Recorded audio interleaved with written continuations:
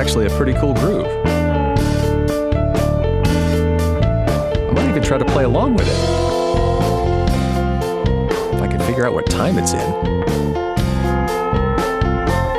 If only I had some good tips on how to do that.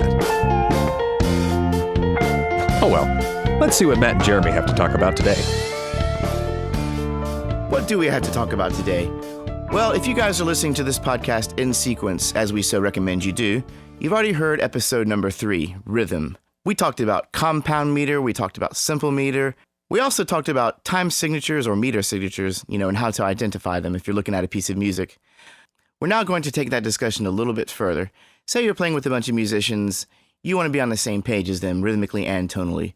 We're going to discuss how to do that rhythmically. And a lot of that is going to have to do with being able to identify what meter or what time signature you're in just by listening to a piece of music. So we're going to spend a little bit of time on that, and then afterwards we're going to have a little discussion on some examples of odd time signatures in classical music and in pop music. So again, if you haven't heard episode 3 yet, I would go ahead and give it a review unless you already have a good knowledge on the rudiments of rhythm.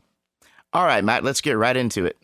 A lot of people have asked me about this. How do I know that I'm in 4/4?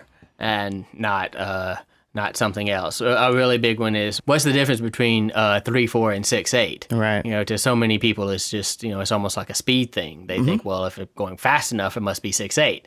The difference is all in those stressed and unstressed syllables. Remember, 3/4 will have a stressed and 2 unstressed accents on the beat, whereas 6/8 is only going to have a stressed and unstressed. It's much more like 2/4 actually than 3/4. It's just been divided in 2/4 divided into 3 rather than divided into 2. That each beat of the 2/4 would be divided into 3, right? Right. So to kind of point it out, if I'm snapping here. 1 2 1 2. There's your 2/4, right? Right. Yeah. 6/8. Right. Yeah. Versus 3/4, which would be, like you said, like the waltz kind of rhythm. Like 1 2 3 2 2 3. Exactly. Okay. It's just a different level of stress.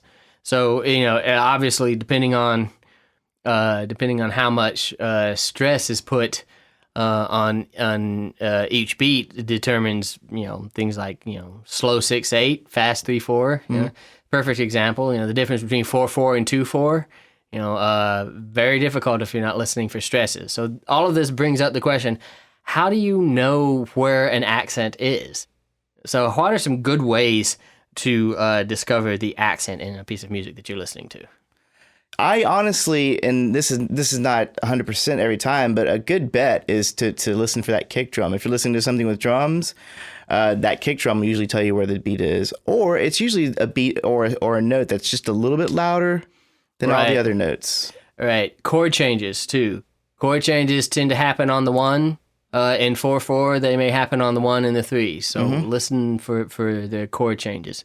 Listen for the beginnings and endings of phrases. And this is useful in classical music as well, because those things usually correspond to where the stresses fall. Listen for the perfect fourth up to the tonic. 5-1, definitely can give you a chance that when you hit that 1, if you're on a tonic chord, then unless somebody's done something weird, you can probably sort of think that you're on the downbeat. Right. At that point. Music on the level as we're describing it now, for our purposes right now. Right, and there are composers out there who have deliberately tried to disguise the meter and the rhythm so that you're not paying attention to it, and they're working against you if you're sitting there trying to find what meter it's in. Right. But a lot of music also does not do that, and it's important to be able to hear. Of course, if you have the sheet music in front of you, then there's the tempo and the time signature and everything, and there's no question. But it also can be important to hear these for a number of reasons, not the least of which is you're going to have to do rhythmic dictation at some point in your life. Honestly, I feel like someone does a really good job when they take an odd time signature and almost make it sound like an even time signature. A classic example is obviously Pink Floyd's Money. Right? That's in a 7/4, isn't it? Right. Yeah, which is technically an unequal time. Meter. But it sounds like such a natural, to me, it sounds like such a natural thing. And that might be just because we've heard it on the radio so many times, but it's that Bum bum ba bum bum bum bum bum bum bum ba bum. 4, 5, 6, 7, 1, 2. Right. 3. So, and you can hear him going back to the tonic note at every one. Bum. Yep. Yeah. And that is how you sort of clued in. Even if you don't realize it, your brain probably does. That you've clued into the fact that once he hits that tonic note again, he has completed a section of that pattern. So and it can make it sound very natural and non-awkward, even though it is, an unequal time signature, because your brain recognizes that and can accept that. And so does it really, it's a perfect example of your brain not really thinking a whole lot of an unequal time signature, even though it is one, because it's got something to hold on to. Right. A funny thing my band used to do, Tonal Vision, just so you guys know, was the band I was in all through college. We all were in the same music theory class as Matt. So we were all kind of, when we were first about where you guys are at, we were really excited about learning these new things and trying them out. And we did this one song, I think, where we had a measure of 11, a measure of 10, and a measure of 9, all the way down to 1, And we were just being a bunch of freaks, They were the experimentalists, you guys. Exactly. But the fun part, the experimental part, would be watching people try to dance to it. People can't dance to odd stuff, man. It's so difficult. Yeah, that could be tough. That can definitely be tough. We learned pretty quick that people had a hard time relating to that one, and most people would just kind of the floor would clear out pretty quickly when we tried to do those things. But it was fun. Nothing venture, nothing gain, right? Absolutely. And again, as just about with everything else, practice. As you're listening to music in your radio, try to ask yourself what meter is that in, what time signature is that in. Try to count along to the beat, or even conduct along to the beat. It'll help you. It'll help you feel more connected to the music, and help all of these things eventually become more naturally. This is also a technique. Using mixed time signatures is also a technique in film composition. Sometimes somebody will write a piece of music that goes with a scene in a film, and that scene is just a little bit shorter than the music is. So what they have to do is compensate by maybe cutting out one beat or something like that. Right. Yeah. Very, very helpful stuff. And, if you want to ever write film music or record for film music, that might be a technique that you need to know how to do. Mm-hmm. So there you go. Speaking of odd time signatures, there's several examples in pop music and in classical music that employ these time signatures. So maybe we can start with some classical examples first. And I can just read you the little list I came up with. And let's read the list. Maybe you can give me some pointers or some things to listen for. Okay. On the way, because some of these I actually haven't heard before. I probably haven't heard some of them before either. There's a lot of classical music out there. Yes, there is. Most people are pretty familiar with the Appalachian Spring by Aaron Copland. The third bars of rehearsal 46 and 48 are actually in 1-2 meter. 1-2. So 1 half note a measure. Stravinsky. Crazy. Who would do the? And there's, I found a lot of crazy things I didn't even know existed out here. I bet. When I did this, so Stravinsky. That's not going to surprise me at all. Go ahead. Petrushka. Yeah, Petrushka. The bar leading into the rehearsal 17 is a 1 measure of 4. 1 measure of 4. So I'm sorry, a measure of 1/4. A measure of 1/4. That doesn't surprise me at all, Stravinsky. That Petrushka, there's also a lot of polytonality in that ballet. Mm-hmm. So there's one part there's this famous Petrushka chord where the bass is playing an F sharp major chord and the treble is playing a C major chord. I think I have that right. And so together at the same time. So it's pretty freaky. Stravinsky was a freaky guy. He was a freaky guy. Hey, what about the Rite of Spring? I remember.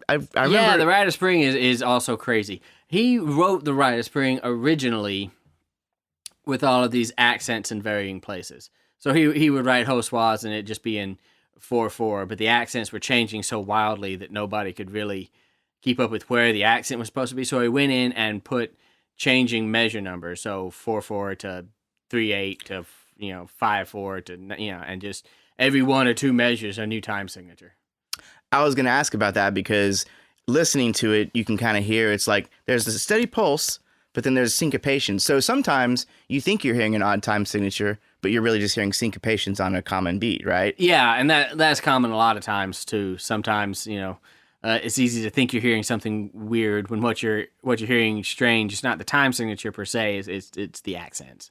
So in the Rite of Spring, there's a thing kind of going on like 3, 4, dun dun dun dun dun dun dun dun. Exactly. It's kind of like a weird, it's kind of placed in a weird place.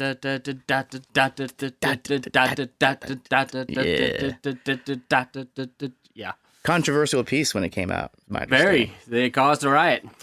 Love it. There's Love it. Famous mythos surrounding that riot. So Copland and Stravinsky were more, I guess, considered more, contemporary compared to someone like Bach or Beethoven. Right, yeah, sure. They were 20th century composers. 20th century. However, Bach did have a movement in jig. The jig? Jig, spelled French, I guess. It's the French spelling, not J-I-G, but G-I-G-U. Yeah, the English translation of that word is jig. Mm-hmm. In French, it's jig. I have that the last movement of the sixth partita is 2-1. So 2 whole notes a measure. Yeah. That's just messed up. Yeah, I mean, and it messed up, but I don't find it particularly odd compared to some of these other things we're going to be talking about. You know, it's still right. an even number, right? We're still in even numbers. That's true. We're still divisible by 2. So okay, people, you ready to get your minds blown? There is a piece called Claro y Conciso, clear and concise, I guess. Yeah. By Carlos Chavez. Yeah, it's a guitar piece, isn't it? I have this as a piano sonata number 3, the 4th movement. Get this, 2.5 over 4. Yeah, so that would be 2 quarter notes and an 8th note per measure. Every measure. Yeah, and the beat falling on the quarter note. So let me ask you this: why wouldn't he just call it 5/8?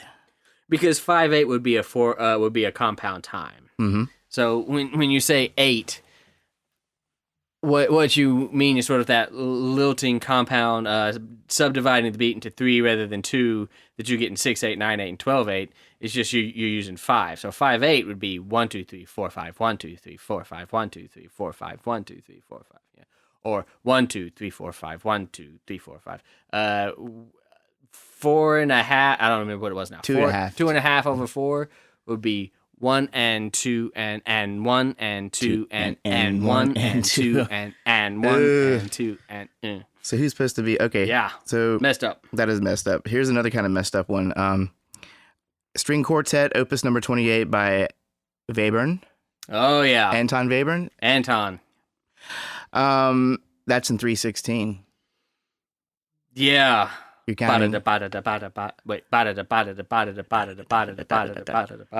that's starting to sound like heavy metal. Yeah, a little bit. A little bit. Webern was a serialist, and we can talk about what that means at some point. But maybe we should give a warning about this piece. Warning. This piece is challenging. Well, I know a lot of Webern's music was composed using the 12-tone technique, which is atonal. There's no tonal center. Was Opus 28 one of these pieces? Webern Opus 28, serial piece.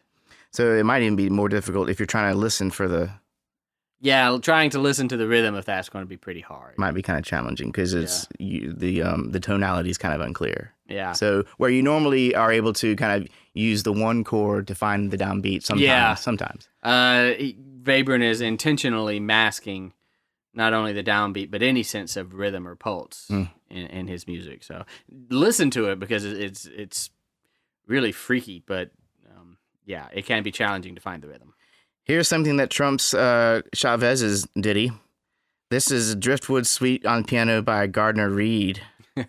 And this is a 3.5 over 4. 3.5 over 4. And I think there's also a bit in that goes 5.5 over 4.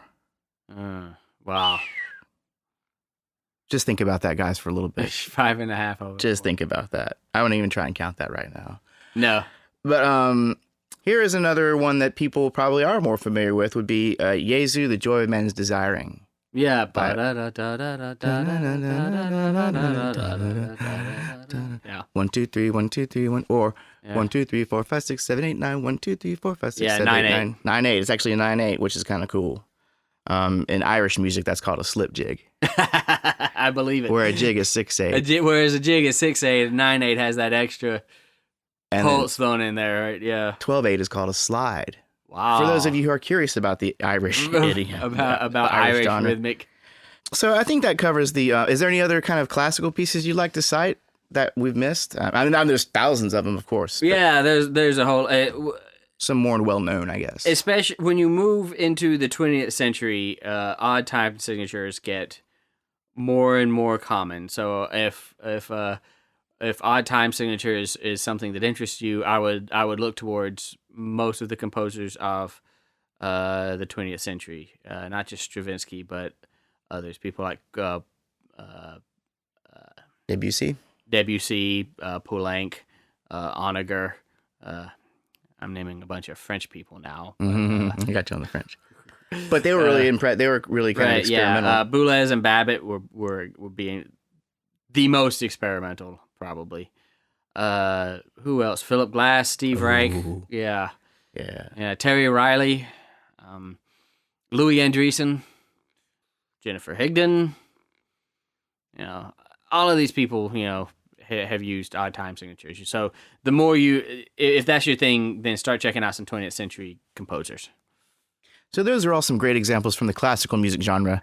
Let's skip ahead for some examples in today's popular music, shall we? Very good. Now, when I think pop music, now again, I'm kind of a classic music hound, but I immediately go to the Beatles, right? Right, yeah. The Beatles, the Pink Floyds, and the Led Zeppelins.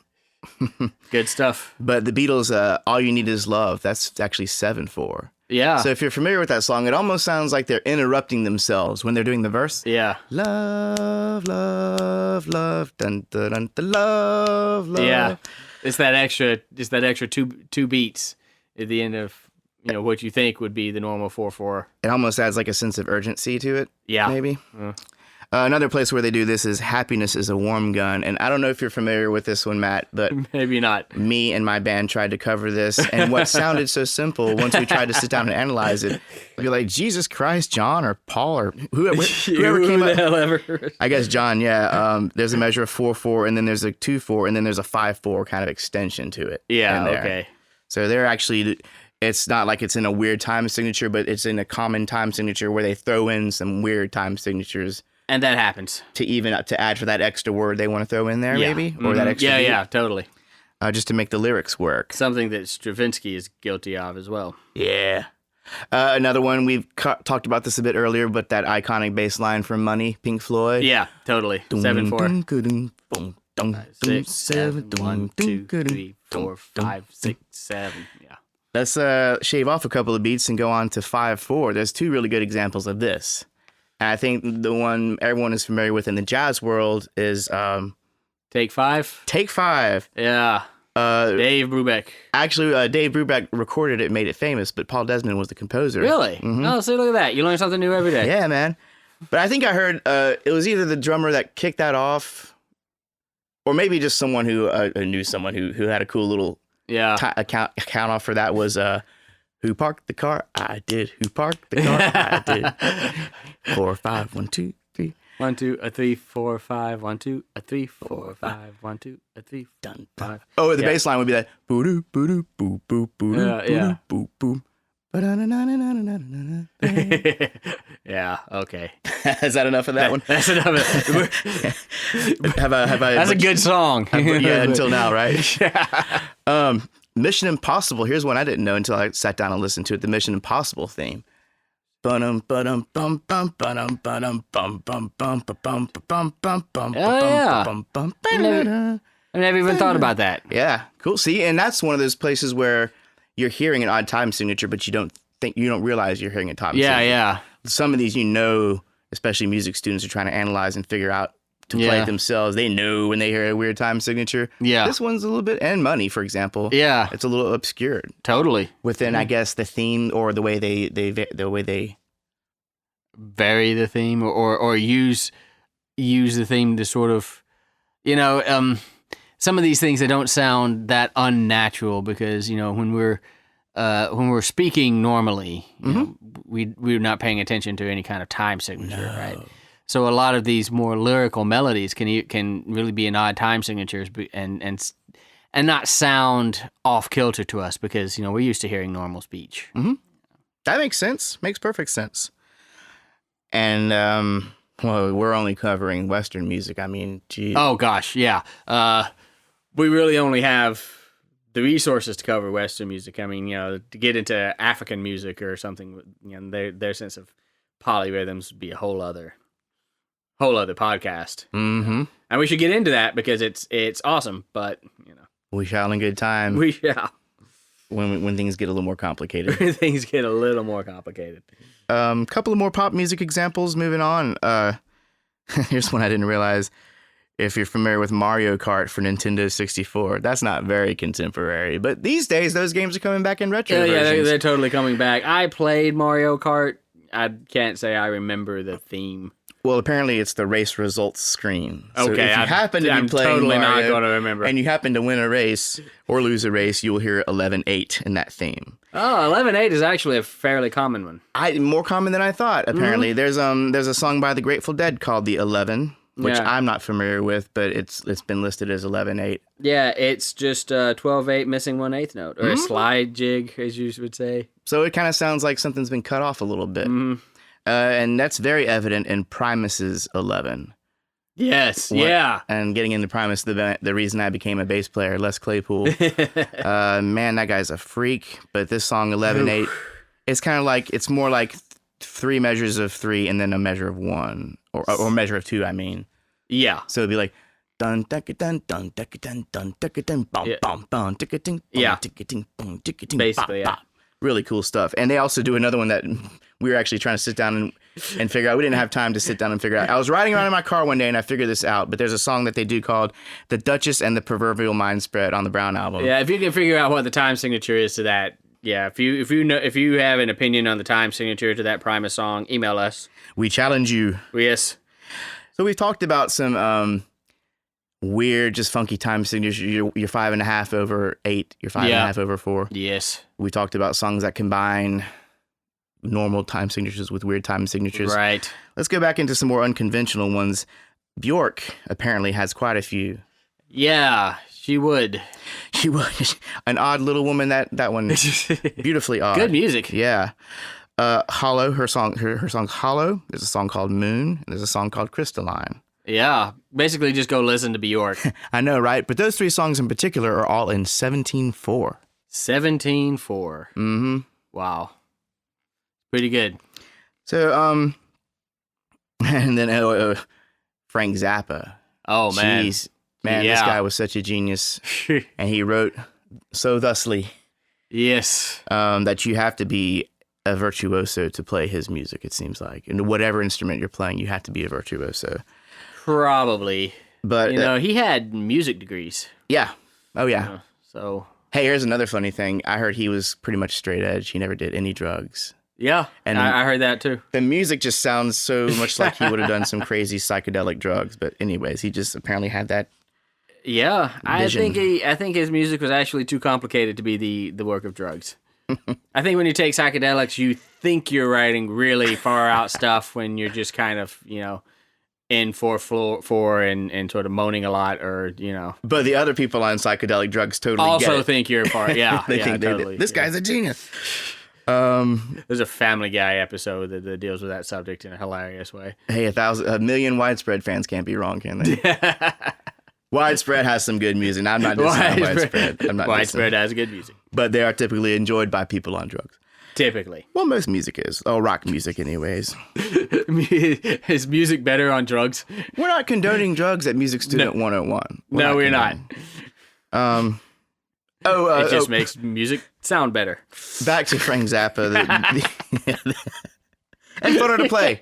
No, not really. This podcast is I have evolving. dream. Okay, Frank Zappa. Back to Frank Zappa. I do have reoccurring dreams that I'm too wasted on stage to play, and I don't know where Really? that came from. Yeah, because I've always been pretty good at handling myself on stage. That's fascinating. But it's like maybe test anxiety, like dreams where you're going back in high school. Yeah. And you're taking a test and you don't remember studying. Have I told you anything. about my recurring theater dream? Let's hear it. Dude, this is so freaky. Okay. I have this recurring dream. Now, I'm not a theater major. I'm not an actor of any kind. Right. I've never tried to be. But I have this recurring dream where I'm at the lead role in a play, and it is opening night, and I have learned none of my lines. Like there's variations. Like sometimes it's because I just didn't practice them, and then sometimes it's like, well, they just gave me the script 5 minutes ago, or something. But I'm always about to go on stage knowing not a single line, and I'm like the lead roll, and I'm just going to have to wing it for an hour. That's a sweaty hour right there. Yeah, and sometimes I do all right. Oh, yeah? Yeah, it's like sometimes I wing it okay, but then sometimes I totally screw up, and it's... Email us your performance anxiety dreams. Performance anxiety dreams. Because there's tons of great stories. Back to Frank Zappa, the piece we were talking about was Keep It Greasy. Oh, yeah. The first verse and solo I have here is 19/16. Wow. Uh-huh. And wow, then, okay, 1 Iana, 2 Iana, 3 Iana, 4 Iana.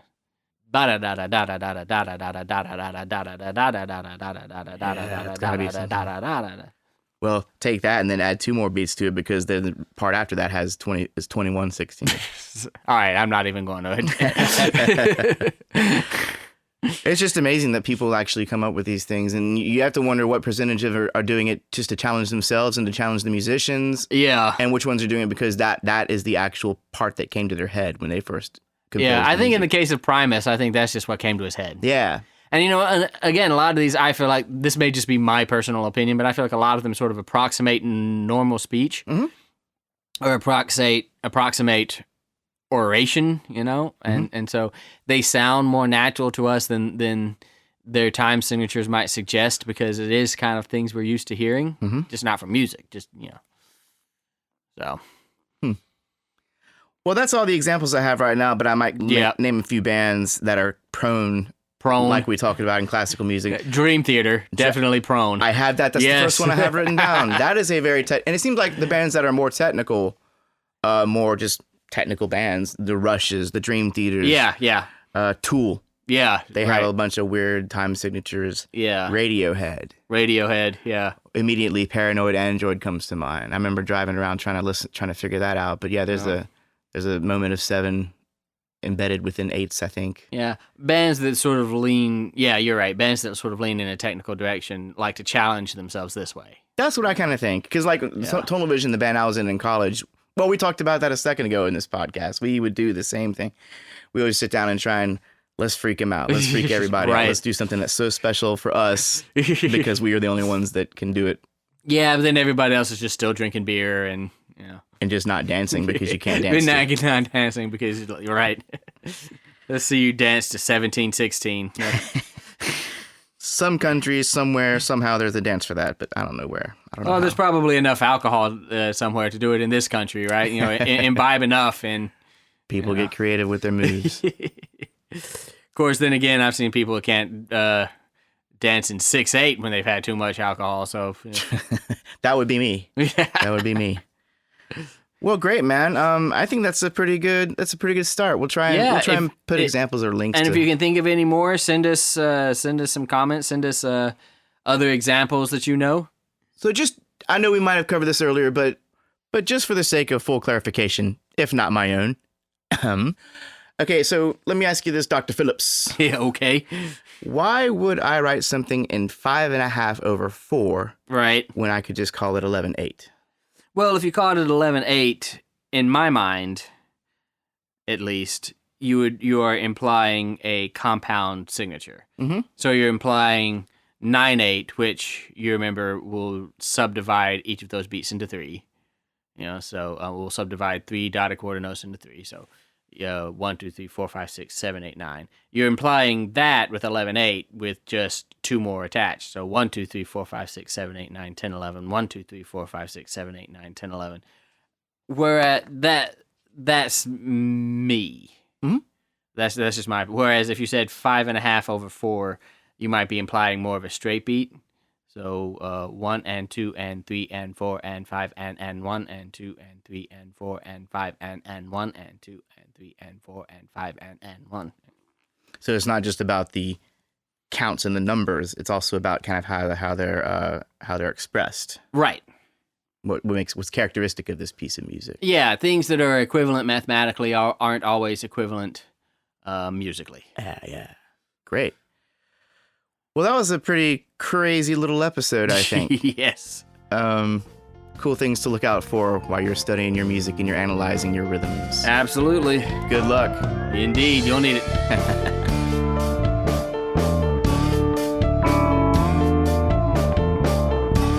As always, we welcome your ideas on how you tackle some of these issues. We also want to know your thoughts on this podcast so far, how helpful it's been for you, and your ideas on how we can improve it.